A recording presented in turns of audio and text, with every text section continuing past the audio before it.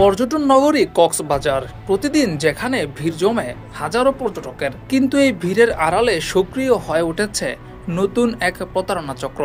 নারী সেজে পর্যটকদের টার্গেট করছে তারা। স্থানীয়রা বলছে ঘটনা নতুন নয়, তবে এবার তা বেড়েছে উদ্বেগজনকভাবে। কক্সবাজার সমুদ্র সৈকতের লাবণী পয়েন্ট, সুগন্ধা এবং কলাতলি এলাকায় সন্ধ্যার পর দেখা যায় বেশ কিছু ব্যক্তি নারী সেজে ঘোরাফেরা করছে। দূর থেকে তাদের দেখে সাধারণ পর্যটক ভুলেই যান, তবে এই ছদ্মবেশই এখন বড় উদ্বেগের কারণ।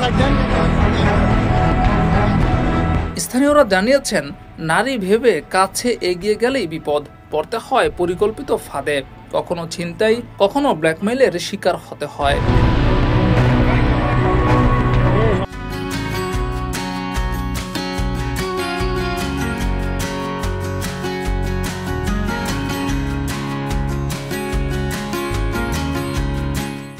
জানা যায়, এদের আনাগোনা শুরু হয় সাধারণত সন্ধ্যার পর।